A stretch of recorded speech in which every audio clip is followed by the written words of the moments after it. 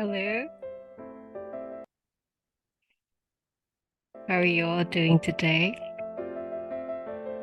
Welcome once again to 1800 with BTS, a narration of their story, Beyond the Story, the celebration of their 10th year anniversary, and a 10-year record of all they have achieved. I hope you've been enjoying his first two, shall I call them readings? Yes, of the story. I'm very sure that a lot of you have already read the book in the languages of your own native languages. This one is in English, and I apologize that I don't have any captions in other languages, subtitles in other languages. But I do hope that you still enjoy the narration or the storytelling, that is. I tried to make it interesting with some observations or my own insights and probably comments, of what I know about Bangtan Sonyeondan, the things that I've learned over the years of being Army. I'm sure there are so many of you out there that know more. I'm constantly learning, but I guess what I think stands out for all of us is just the remarkable story of how these young men survived and thrived and fought with all of their heart and soul to show the world, not only their own country, their talents, their strength of character, their dignity, how funny they are, how they can be messy too, how humble they are, and just decent human beings with faults. How to get the most of Grammarly free. It's Kayla on behalf of Grammarly. Please forgive the ads. Yes, I try my best to make sure I cut it off, but apologies for the ads. As I was saying, they've taught us so much about how we can live our lives as best as we can. And I know they also learn from Army. So those of us who have a bit more experience, lived experience, and maybe those of us who are a little bit older, but still young at heart, can impart perhaps some of our own insights and, dare I say, wisdom, and help them too. Especially during this time when they all are going to be exposed to an unknown world. Well, Hobie, Jin, and Yoongi are already in that world, and I'm sure Yoongi, just like Jin and Hobie, are excelling. It's amazing, isn't it, that Jin and Hobie are elite special force soldiers. Truly remarkable. Yeah. Okay. Shall we continue? Where are we? We're still actually in chapter 1. It's a long chapter. The chapter 1 is called Seoul. And the subheading now is Worlds Collide. But even J-Hope, who had opened his own ad hoc dance school in the practice studios, had become completely exhausted 6 months before their debut. He recalls, "It was probably the beginning of January 2013. We were so tired, even when we should have been at our most motivated. There was a practice studio where they filmed our dance moves, and we basically lived in there, which was why we would stop talking when we entered there, became really prickly about things." In their quest to become an overperformance group, the members practiced their choreography and took lessons at the same time. In the midst of it all, they also went on specific diets to be at their best possible physical states when on stage, to the point where they were obsessive about the amount of salt they would put on the chicken breasts that they ate for protein. But suffering and worry had more to do with their mental than their physical states. To be affiliated with Big Hit Entertainment, which was not as well known as SM Entertainment, invited a kind of gaze J-Hope felt was overwhelming. When people kept asking us when we were debuting to a trainee, that question is like a knife to the heart. J-Hope was truly desperate. The fraught journey to his debut reads like a series of desperate moments. He recalls his life story up to his move to Seoul. "I did not learn a lot at the Hagwon where I learned to dance because of the tuition fees. So for the most part during lessons, I would just sit on the Hagwon sofa because I loved dance so much. After the lessons, I would keep practicing on my own in the practice studios.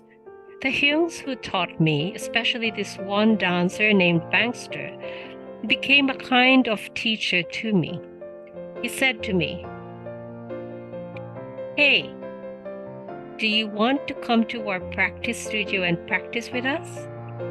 Now, footnote, Bangster, or Lee Byung-eun, is currently a performance director at HYBE. And that's how I joined the dance team Neuron.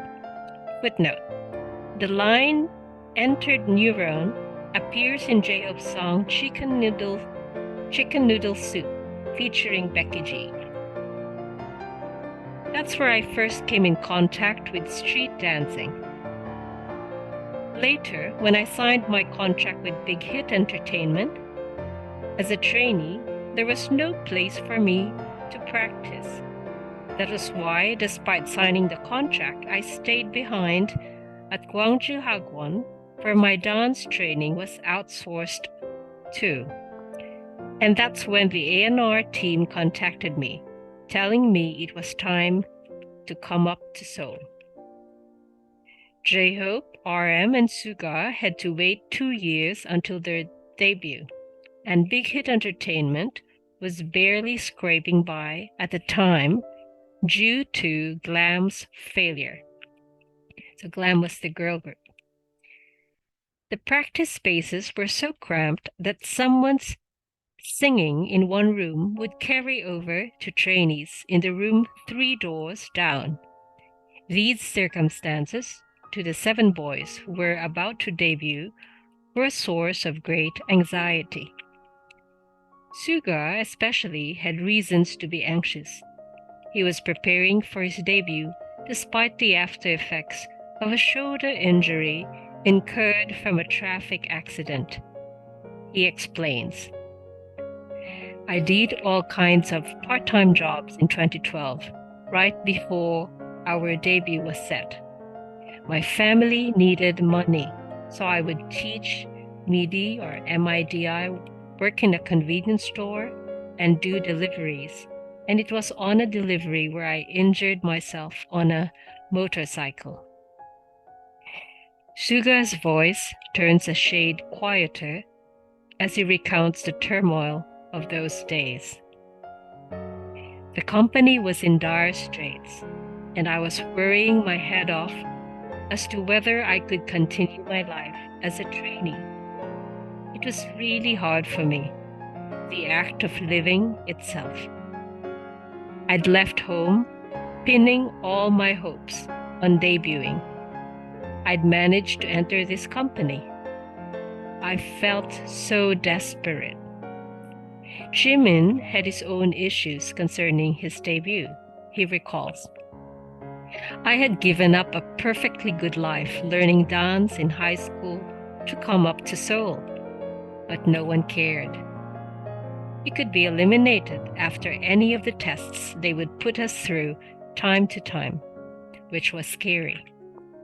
I was really putting the pedal to the metal then. As Big Hit Entertainment let go of all their trainees, save the ones earmarked for BTS, Jimin became more and more anxious that the company could let go of him as well at any time. Unlike RM, Suga, and J-Hope, the vocalist position members, including Jimin, had no assurance they would be allowed to debut in BTS. The lack of time for proper training and the obligation to train even harder after his debut was decided put more pressure on Jimin. I wanted desperately to find a reason why I was in this scene, that I wasn't here only because I was forcing it or out of sheer luck, which is why I tried to make one more person like me, to show one more person how much better I was doing. Maybe I was a little impatient. Jimin's desperation at the time resulted in the following episode, a serious one at the time, but somewhat cute looking back. I didn't know how to dance like a member of an idol group. I'd never dealt with dancing like this until I became a trainee. So whenever the movements changed, I would pause and memorize the position. You know, that Zolaman character, that stick figure with the big head and sticks for a body? I drew every single move and position in that character and memorized them. It made everyone around me laugh. Meanwhile, Jungkook, who was still quite young, was in the process of learning about himself, while experiencing dorm life for the first time and undergoing copious amounts of training. Jungkook says, "My personality completely changed. Being tossed into a place full of strangers made me very shy all of a sudden. I would try to avoid everyone else's shower times when using the bathroom, and I slept in the upper bunk of a bunk bed, but even as I sweated from the heat at night, I wouldn't go down from my bed in case I woke up the Hyung sleeping in the lower bunk. I realized then, I'm just very shy." His particular situation is a perfect storm of the combined realities of K-pop, the upcoming debut of BTS, and Big Hit Entertainment's corporate situation. Korean idols normally debut in their late teens, or at the latest, their early 20s.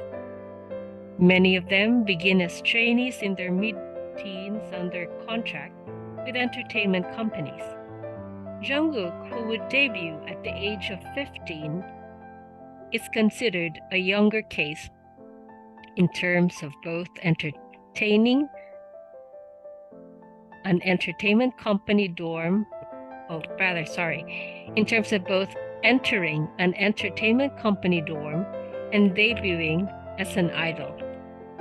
On top of his age, there was also the prospect of debuting with older boys like RM and Suga, who had already been active on the hip-hop scene and were obsessed with that genre of music. This meant, at the same time, as he was training and worrying leading up to his debut, Jungkook had to discover just what kind of person he was deep down. He says, "To tell you how bad it was, you know how once you reach middle school, you learn how to use the formal register with your upperclassmen? I didn't even know how to do that. Informal Korean felt natural to me, and I didn't pay much attention to the people around me. But then I entered the dorm and saw how I was coming off. That's when I started using formal Korean. How do I say this? I think I was lacking in my attitude toward other people, in understanding and deference and empathy. And then I met the other members and thought, oh, I see. This is how you're supposed to act with others. Or I should speak like this too. And learned how to express my feelings by seeing how it was done." To Jungkook, RM was especially the reason he had decided to sign with Big Hit Entertainment, and J-Hope and Suga were his role models. Jungkook adds, "Those Hyungs were on a higher level among the trainees, which made me think, wow, I want to be like them too." Or, "The Hyungs are dressed so cool, and I would buy the same clothes." Jungkook laughs. Back then, I think I was having these trivial thoughts more than worrying over whether I was going to debut or not. On the other hand, the three Hyungs he looked up to were burning up with anxiety as their debut was pushed later and later. The day they would finally get to stand on stage seemed further away than ever, and the group seemed to be going in a direction they hadn't expected. Amid all this, they had to teach hip-hop to the others in the dorm and set the tone for the younger members they were living with. In addition to this, RM, who had become the team leader, had the task of receiving from Myeongseok the big picture about their group. RM remembers, "The company never pressured me into doing things, but they did remind me that the smallest things could create big risks and say things like, you have to do well as a leader, or even, you have to wake up the members of your group." This is where worlds were colliding in the dorm. To RM, Suga, and J-Hope, debuting was an immediate problem, whereas the four vocalists who were debuting faster than they had anticipated were still grappling with what it meant to be put out into the world.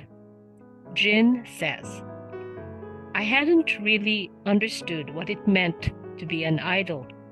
If I'd known beforehand, it would have been easier to get used to that reality. But once I debuted, I was just so busy and also so happy." Once their debut was set, Jin had to readjust to a trainee life that was very different from the one he had been used to until then. Jin and RM went as far as to have a serious conversation about it at one point. Jin says, "The both of us were in agreement that the team had to go up. But the difference between us was that I was wondering if we could pursue our happiness a little first and then think about what was going to happen, while he believed we had to give our all now for the sake of later happiness." While thinking in a slightly different direction, V says as well that he thought differently from the three rapper Hyungs.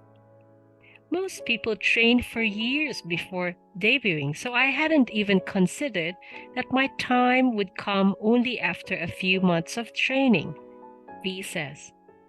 "I made sure I attended all the practices But outside of practice times, I hung out with my school friends a lot. To V, debuting was still far away, and he wanted to experience being a teenager properly, as well as working as a trainee. But V's life abruptly changed once he heard the following from the company. It is time for your debut. You are BTS now.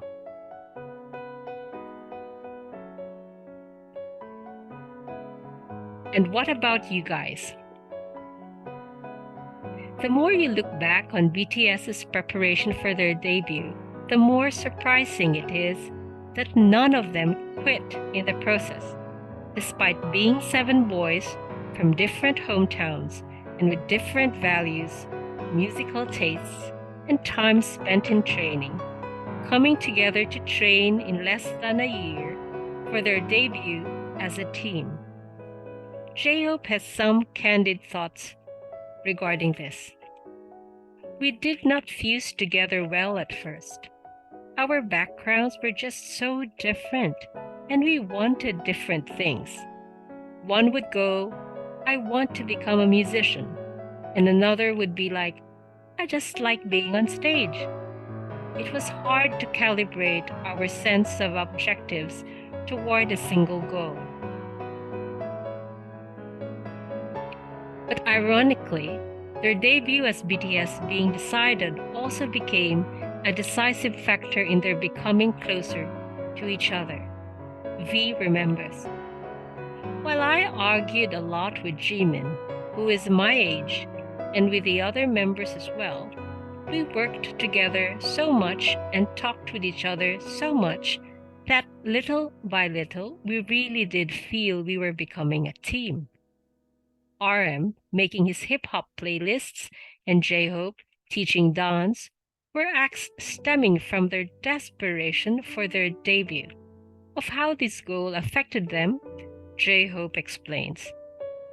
The moment it was decided that 7 of us would debut as a group, that is when our concept as a group fell into place. We knew what we needed to do, what kind of dance and songs we would do. And we talked among ourselves a lot. I have this goal. What about you guys? Shall we do this together? That kind of thing. Their cohesiveness went beyond sincere conversations, spilling over to every aspect of their lives. V says he became closer to the other members through commonalities in their daily lives. V says, we all needed to be on diets, but me and RM weren't very good at it. And since being of kindred spirit is serious business, RM and I would often go off to eat something nice together, or hide things to eat and secretly share them with each other. These team-building methods were also handy when it came to the younger members. I would sneak outside the dorm with Jimin, and we'd eat together and talk together, or go to the Jimjilbang spa with Jungkook or ride sleds when it snowed, and then pretend nothing had happened when the manager would check up on us at the dorm. V laughs. Meanwhile, Jin got closer to V by looking for things they had in common. By the time V and later Jimin entered the company, all the trainees I had been close to had left, except for about 10 who were thought to have potential. I thought it would be too sad if more trainees left, which made me wonder a lot if I should make the effort to get closer. But V liked old manhwa and anime, just like me. So I would go up to him and go, hey, have you seen this one? And that's how we became friends. RM and Suga taught the members hip-hop, J-Hope taught dance, and Jin used whatever ingredients available in the dorm to cook up meals for everyone. In this process, the older members began to understand the young members, and the younger members learned from the older ones. Jimin speaks of the musical influences and encouragement he received from the other members.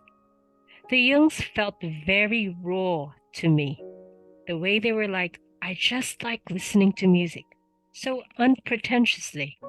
Suga is a bit stoic and would say things simply and firmly, but then he would also come up to me and say things like, I hope you work hard and do well. I couldn't not like the Hyungs, and that's how I became interested in their music.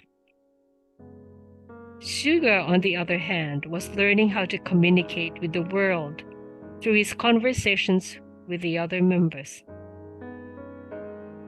It was really hard to respect the fact that we were all different people. I used to be very extreme and trapped in a black and white mindset. My immature mind would think, why is he thinking that way? Shouldn't a normal human being think this way? And eventually I went beyond thinking, that guy is different from me, to accepting that person is just being themselves. It did take a bit of time.